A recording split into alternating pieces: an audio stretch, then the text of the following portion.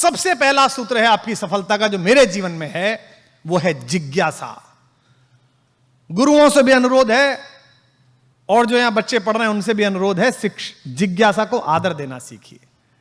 हमारी पूरी शिक्षा व्यवस्था में क्या कहते हैं साहब, बच्चा गए साहब, तो मैं गया था पेरेंट्स मीट में एक बार, तो मैंने वहां देखा कि साहब आपका पहले बात चल रही थी, मैडम बता रही थी, बोले आपका बच्चा बहुत अच्छा है, चुप बैठा रहता है, कोई कभी उपद्रव नहीं, कोई सवाल नहीं पूछता।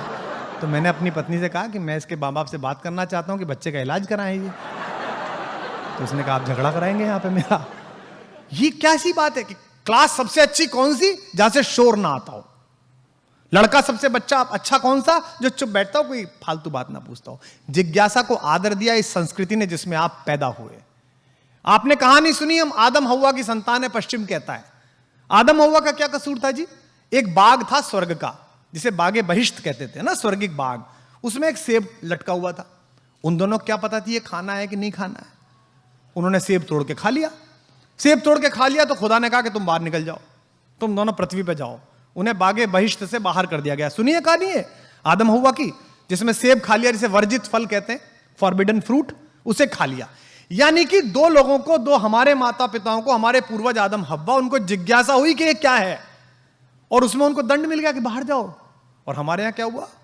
हमारे यहां एक छोटे से बच्चे ने सूर्य को सेब समझा बचपन में और कहा मुझे इसे खाना है। किसने? हनुमान ने। तो उसे ब्रह्मा ने आशीर्वाद दिया, उसकी जिज्ञासा का परिणाम दिया, उसकी जिज्ञासा को अभिषिक्त किया। क्योंकि देखिए, हनुमान को उसी जिज्ञासा के बाद द्विज कहा गया। द्विज शब्द का मतलब क्या है? संस्कृत बहुत अच्छी भाषा है, उसमें आप पूछिएगा तो शब्द अपना अर्थ स्वयं बताता है। मेरा दुर्भाग्य है कि मैं संस्कृत का विद्यार्थी नहीं रहा, विज्ञान का विद्यार्थी रहा, पर जो कुछ भी मैंने आस पड़ोस से बैठ के सीखा। द्विज क्या है? आपके दो जन्म होते हैं। एक जन्म जब आप पैदा हुए, जब आपको पता चलता है कि मैं कौन हूं। मां की गर्भनाल से जुड़े समय आपको पता नहीं चलता कि मैं कौन हूं। मां जो खाती है वो आप खाते हैं, मां जब सोती है तब आप सोते हैं, मां जब जागती है तब आप जागते हैं। पहली बार जब गर्भनाल से आप अलग हुए तो आपको पता चला कि मैं एक स्वतंत्र इकाई हूं। ये मां है, इसकी ये खुशबू है, ये दूध पीना है, ये दूसरे लोग दिखाई दे रहे हैं, ये आवाजें हैं। ये आपको ज्ञान हुआ कि मैं कौन हूं।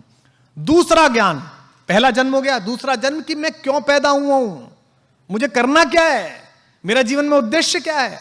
तो जितने लोग यहां बैठे रात को सोते समय आज सोचना, कल सोचना, परसों सोचना, एक हफ्ते सोचना कि मैं पैदा क्यों हूं, मैं करना क्या है, मुझे, मैं कौन हूं, मैं आया किस लिए हूं। इसलिए थोड़ी आया हूं कि सुबह खाना खाऊं, शाम को खाना खाऊं, सो जाऊं, सुबह जो है वो मोदी जी के स्वच्छता अभियान में चला जाऊं। इसके लिए थोड़ी पैदा हुआ हूं। मेरा जीवन का उद्देश्य क्या है? तो हनुमान को बताएगा कि तेरा जीवन का उद्देश्य ये है, पर तुमने ये अपराध किया है, इसका दंड ये है कि तुम इसे तभी याद कर पाओगे जब कोई याद दिलाएगा। तो एक जामवंत आए जिन्होंने कहा कि भाई तुम इस काम के लिए पैदा हुए, और वो काम हो गया। तो जिज्ञासा का आदर करना सीखिएगा, और जिज्ञासा का आदर हमारी पूरी भारतीय मनीषा में है। शिष्य ने गुरु से कहा कि आप कौन हैं? तो गुरु ने कहा कि मैं ईश्वर हूं, अहम ब्रह्मास्मि। तो उसने कहा अच्छा आप ईश्वर हैं, तो मैं कौन हूं? तो गुरु ने कहा तत्वमसि, तू भी ईश्वर है। तो शिष्य ने कहा फिर ये पूरी दुनिया कौन सी है? तो उसने कहा यह सर्वम जगदम खलु, ये पूरा संसार ही ईश्वर है, ये सभी ब्रह्म है। यानी कि जिज्ञासा प्रारंभ हुई। जिज्ञासा का इतना सम्मान भारतीय संस्कृति में है कि एक छोटा बच्चा, एक मुनि का बच्चा, बहुत पूछता था सवाल। उसके पिता ने एक यज्ञ किया। यज्ञ करने के बाद वो अपने पिता से पूछने लगा, ये गाय किसे दोगे? ब्राह्मणों को। ये अग्नि किसे दोगे? यज्ञ की अग्निहोत्र ब्राह्मणों को। अच्छा ये किसे दोगे? चावल वंचितों को। ये किसे दोगे? बहुत सवाल पूछा। आखिर में वो नचिकेता अपने पिता से बोला मुझे किसे दोगे? तो बाप नाराज होकर बोला तुझे दूंगा यमराज को। और आपको कथा मालूम है कठोपनिषद की, नचिकेता यमराज के द्वार गए और यमराज ने उन्हें मृत्यु और जीवन का ज्ञान दिया। यानी कि जिज्ञासा में एक छोटा बच्चा भी भगवान के पास पहुंचा और भगवान ने उसकी जिज्ञासा का शमन करके वापस भेजा। यह भारत का संस्कार है। तो जितने शिक्षक यहां पर हैं, मैं उनसे अनुरोध करता हूं, जितने अभिभावक यहां पर हैं, बच्चे की किसी भी प्रकार की जिज्ञासा के प्रति क्रोधित मत होइए। जिज्ञासा से ही उसका वर्तुल खुलेगा ज्ञान का। दुनिया में सेब कब से नीचे गिर रहा था, किसी ने नहीं सोचा। एक आदमी ने सोचा कि नीचे क्यों गिर रहा है। उस समय तो अगर उसके माँ बाप से उसने कहा हो जी ये सेब नीचे क्यों गिरा, तो बाप ने कहा होगा लड़का पागल हो गया, बताइए भाई। अबे सेब ऊपर थोड़ी जाएगा, नीचे ही गिरेगा।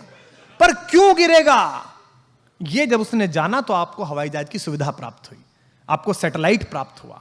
जिस मध्य प्रदेश में मैं खड़ा हूं, यहां 2200 साल पहले इसी जबलपुर से थोड़ा आगे चल के सरगुजा के पर्वत पर एक कविता लिखी महाकवि कालिदास ने, मेघदूत। आप सबने पढ़ी होगी मेघ की कहानी। एक यक्ष था, वो कुबेर क्या नौकरी करता था नेपाल में। अब वो सुबह सुबह उसका फूल लाने का काम था पूजा के लिए। बेचारा फूल तोड़ के लाता था 5 बजे, भगवान शंकर की आराधना करते थे कुबेर। 6 बजे उठ के ब्रह्म मुहूर्त में उस यक्ष की शादी हो गई। शादी हो गई तो बेचारा देर तक पत्नी के साथ बात करता था, देर तक जागता था। एक दिन नींद नहीं खुली तो 6:30 बजे पहुंचा, पूजा में लेट हो गए। तो कुबेर ने पूछा कि तू लेट क्यों हुआ? तो उसने कहा साहब मैं नया विवाह हुआ है, पत्नी से बहुत प्रेम करता हूं, उसकी वजह से लेट हो गया। उन्होंने कहा कि जिसके कारण तूने मेरी ड्यूटी में, अपनी ड्यूटी में विघ्न डाला है, तू उससे 1 वर्ष के लिए दूर हो जा। यानी कि उसका ट्रांसफर कर दिया, ये मानो। तो उसको भेज दिया सरगुजा।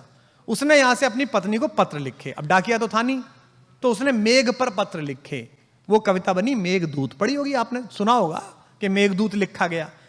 मैं दावे के साथ कहता हूं कि आज से 2200 वर्ष पहले, 2500 वर्ष पहले जब मेरे पूर्वज कालिदास ने कविता लिखी, तो विज्ञान के पूर्वज उस पर हंसे कि यार बादल पे भी कोई संदेश भेज सकता है, पागल हो गया है क्या?